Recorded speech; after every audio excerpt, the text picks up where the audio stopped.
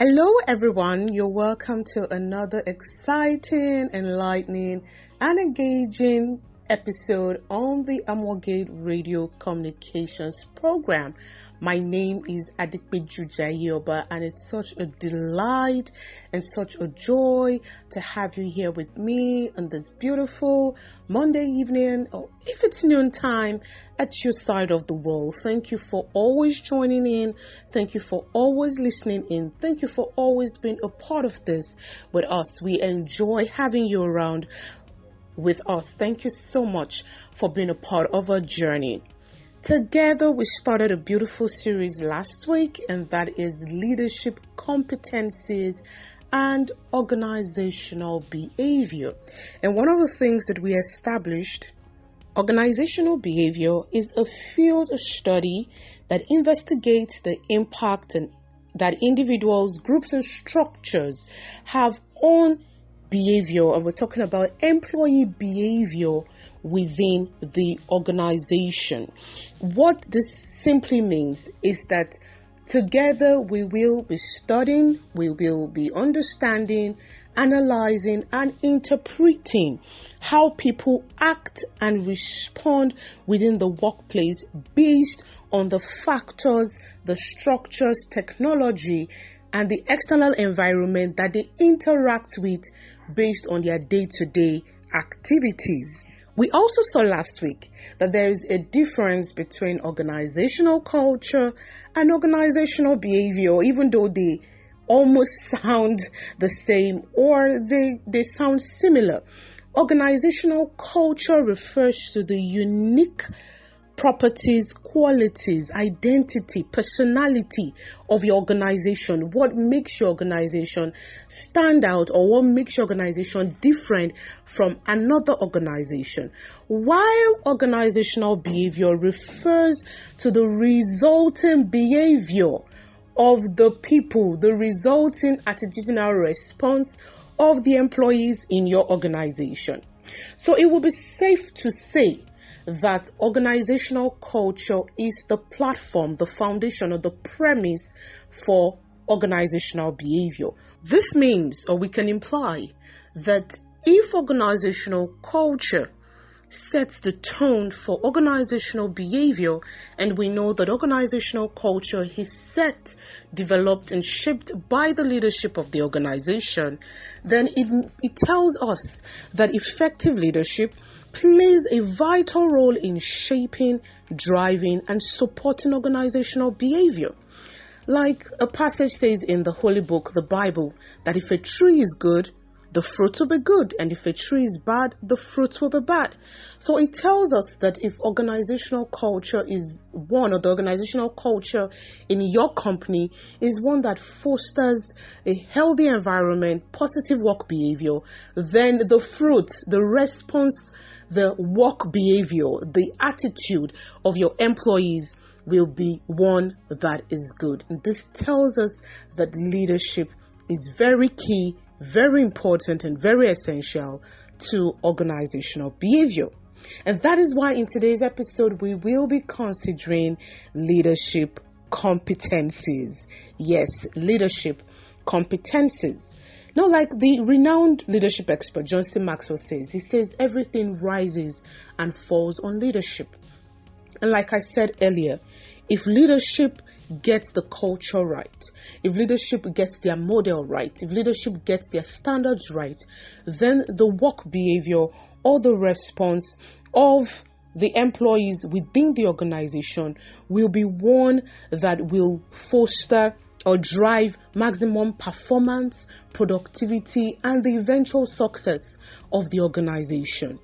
So it is important that leaders, particularly in the 21st century, get their competencies, skills, and abilities right to ensure that the output that they expect or the desire from their employees is the one that can drive the organization towards the set goal and objectives that has been set down by the leaders.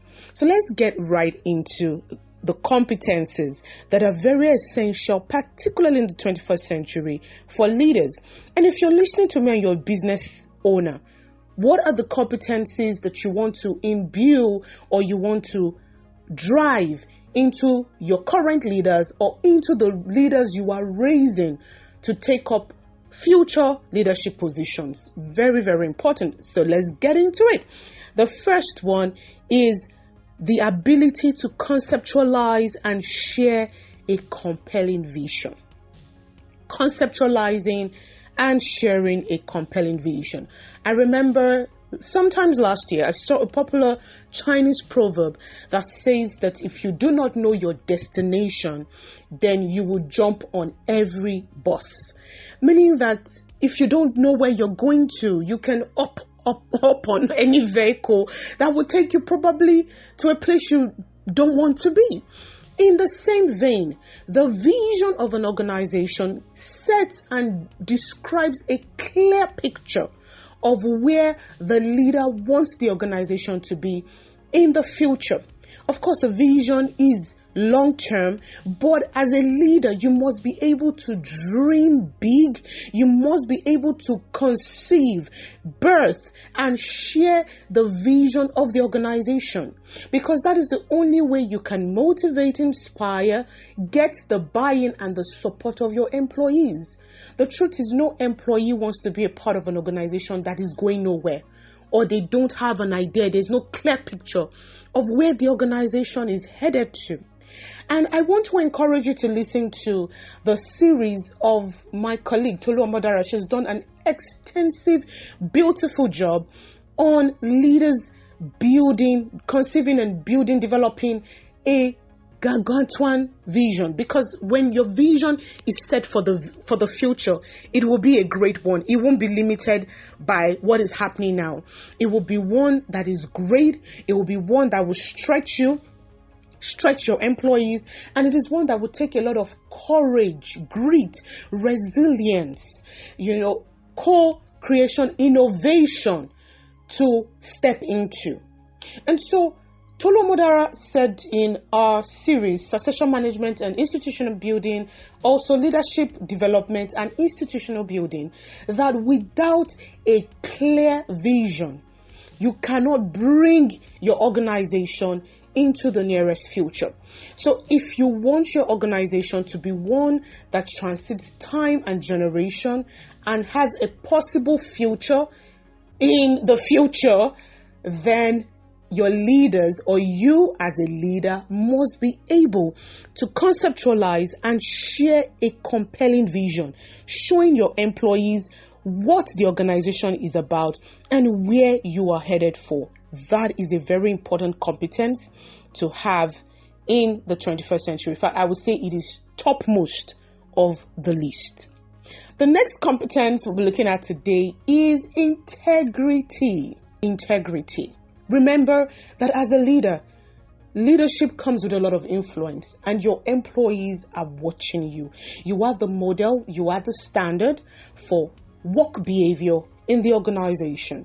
If you see a leader who is calm, collected, who critically thinks through decisions, you will find employees who follow suit. If you find a leader who is rash, brash, irrational, the employees will follow suit, because employees, like children, will do as you do and not do as you say. And so it tells me that your employees are watching you to see how upright, how honest, how open you are. You as a leader will be judged by your character, or the leaders in your organization will be judged by their character.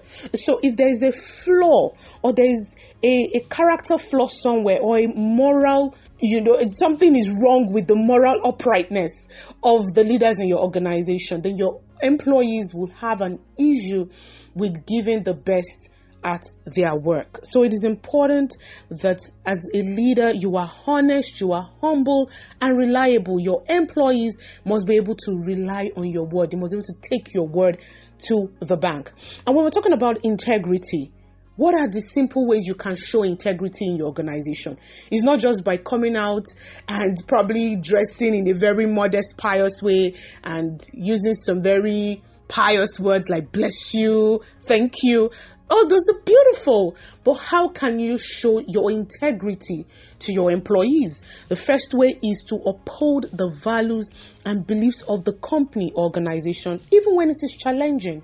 Remember that organizational culture is set, is shaped, and developed by the leadership. So when there is a culture in the organization, a standard modus operandi, you as the leader must stand and uphold that culture, even when it is not convenient for you. If the culture says that employees have to be prompt, then you as the leader must be prompt. If the culture says you must be respectful, polite, cheerful when dealing with customers, then you as the leader must be respectful, polite, and cheerful when dealing with customers. You must uphold the culture of your organization. Another way to show your integrity to employees in your organization is to admit your mistakes with an honest and humble attitude. To err is human, like we all say. It is okay to make mistakes. We are not perfect. Only God is. It is okay to fall short of the standard. But what is not okay is to gloss over it, avoid it, hide it, be confrontational about it. That tells your employees that you're not an honest and open person. And that doesn't speak well to your integrity. So admit your mistakes. Tell them, oh, I made a mistake in this and I'm sorry about it. It speaks a lot of volumes to your employees. Another thing is that prioritize honesty and openness in all of your professional dealings. Let your yea be yea, let your nay be nay. Let your employees be able to take your words at face value. Let them know that when you say good morning, it is really good morning. Be open and honest with dealings. If you're dealing with clients, also be open and honest. Your employees are watching you, remember. That is very, very important. The third competency we'll be considering today is self-discipline. Like the popular saying from Spider-Man, with great power comes great responsibility. That you have so much power at your behest as a leader doesn't mean you can use that power for anything and everything at any time. As a leader, you must be able to control your feelings and overcome personal challenges to ensure that you are making the best of decisions at every time, weighing the consequences of your words or actions at every time, at every given time. So as a leader, you must be one who is self-controlled and self-disciplined.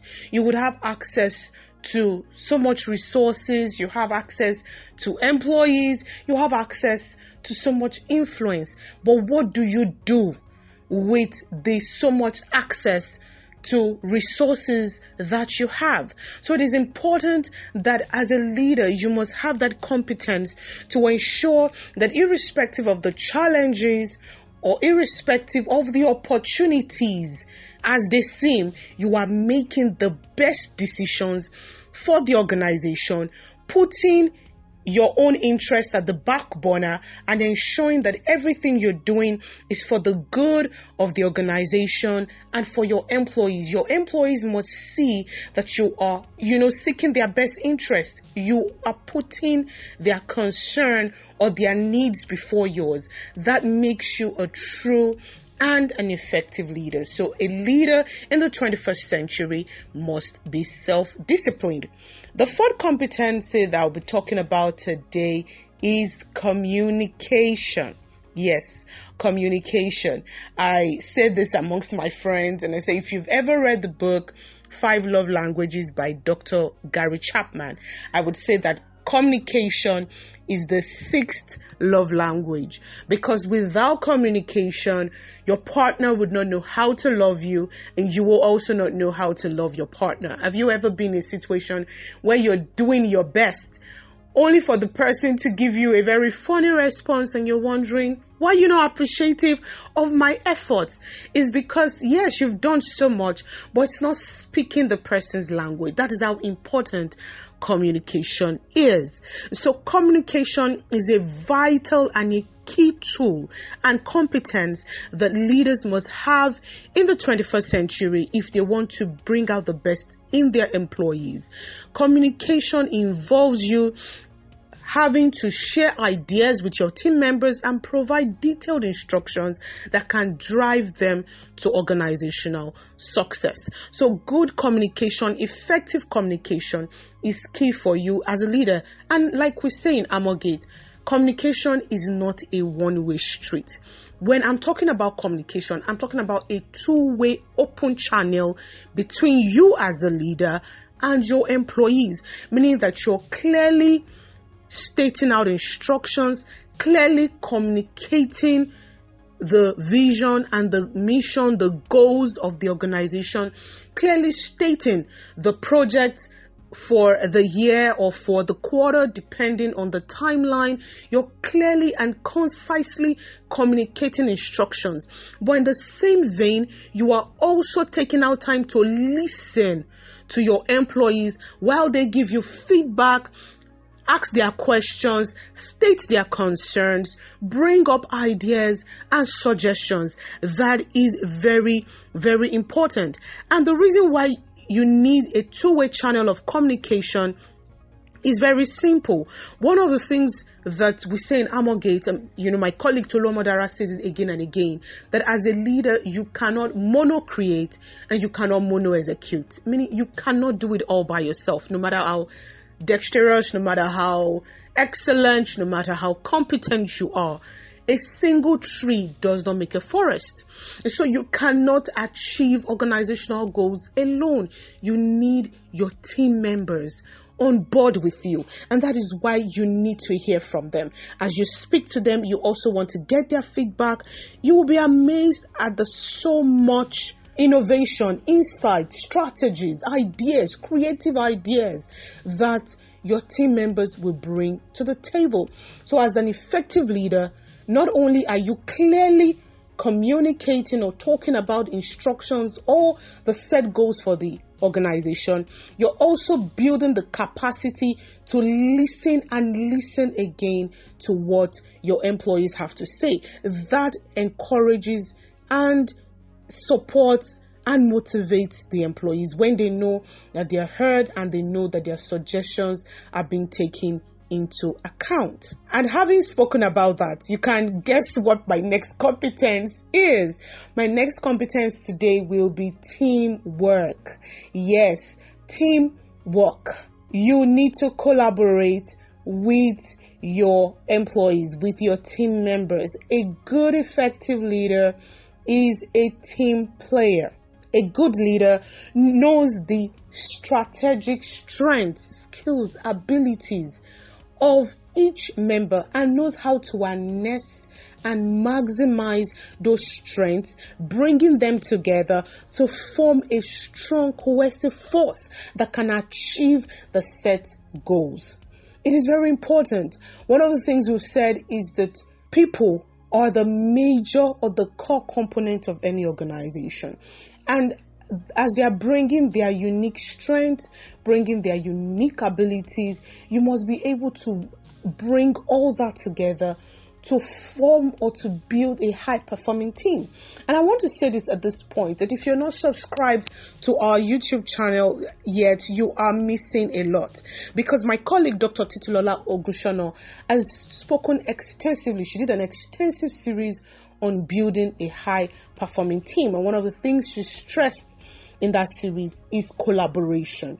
So as a true leader, you must be able to bring your team members together and harness their strengths to ensure that you're having maximum productivity in your organization. And this allows everyone have a sense of ownership and belonging to your organization. When everyone is supplying their part, they feel like they belong to the organization, and that increases work performance, it increases employee motivation, it also increases their loyalty and commitment to the organization, and in turn that reduces a high turnover rate. So teamwork collaboration is a very important competence to have in the 21st century. The next competence I'll be talking about is in line with teamwork, and that is conflict resolution or conflict management. And there's a popular saying in the southwestern part of Nigeria where I'm from, the Yorubas. We have a saying that the teeth and the tongue will always fight. But you don't pull out your teeth because it bit the tongue, and you don't cut off the tongue because it was in the way of the teeth. You find a way to soothe the pain and continue the harmonious relationship between both.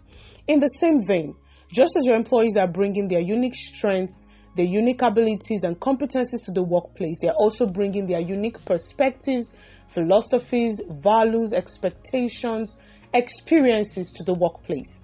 And there will be clash of interest. There will be conflict of interest. There will be times when one person is not seeing the same thing or agreeing with another person. So as a competent, effective leader, you must know how to manage and reduce conflict to preserve the pleasant, healthy, productive work environment where everyone feels valued. And like I said, when I talked about communication as a competence, one of the skills you want to develop for conflict resolution is the ability to listen to both sides. Listen to both sides without bias or subject or submit your bias to ensure that when you're giving out judgment, you're making a sound judgment without making one party feel cheated.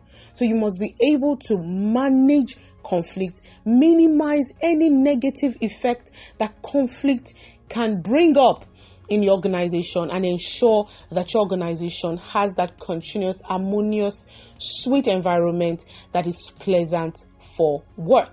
The next competence we'll be considering together is innovation. Yes, innovation. Show me any organization that has lasted for the last 50, 100, 150 years, and I will show you an organization that is high on innovation, creativity, and change. Every business leader must be one that is highly innovative and creative. It is very important.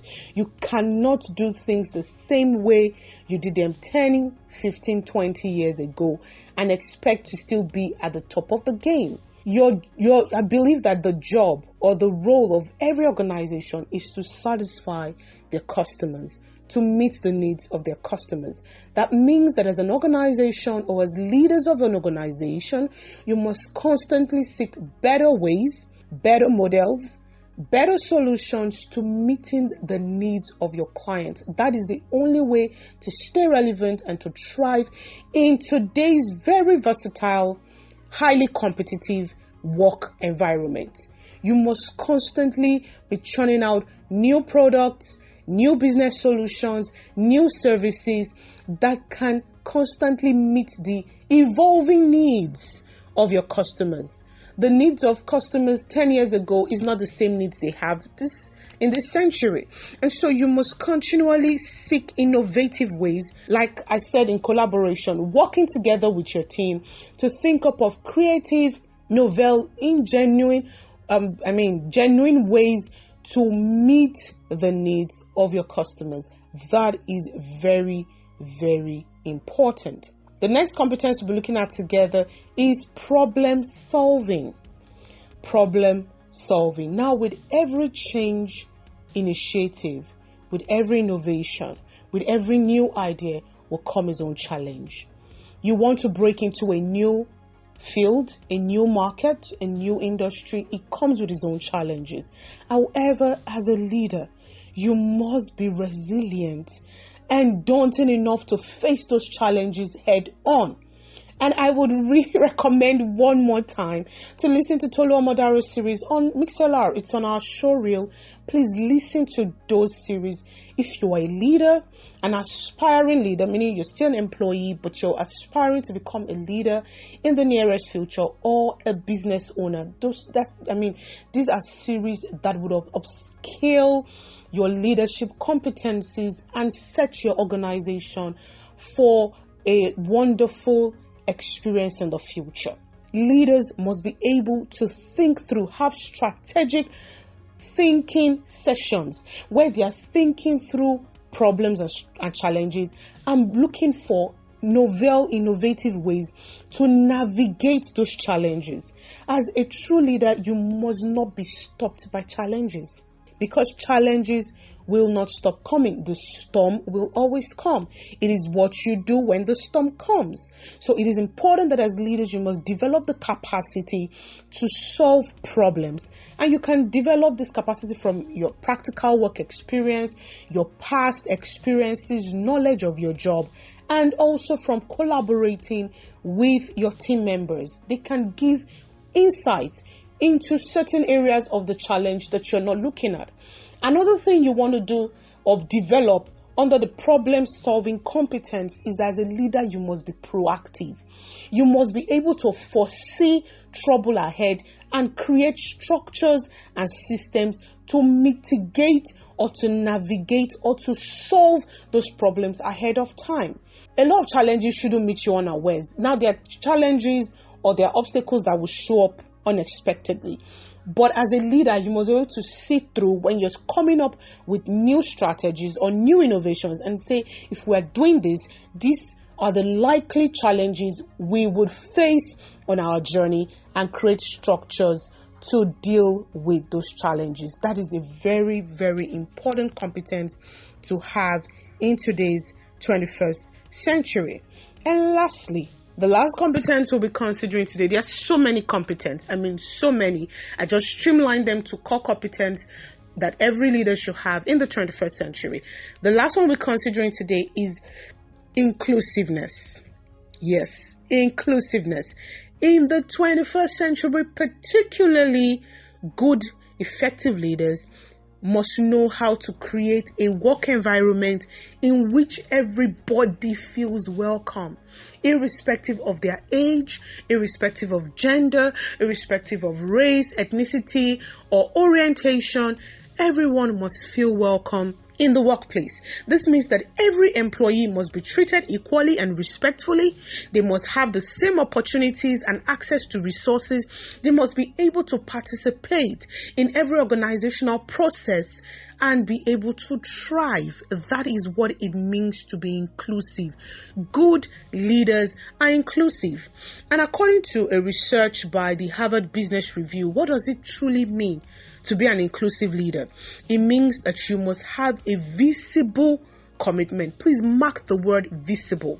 Visible, meaning that your employees must be able to tell. They must see it in your demeanor, your disposition, your character, your response, that you're committed to diversity, you're committed to accepting everyone, you're committed to being a leader to everyone, and you're also holding others accountable, making sure that the work environment is one where everyone can thrive. That is very important. Another way to show that you're an inclusive leader is to be aware of bias. Everyone is biased towards one thing or another. That's the truth.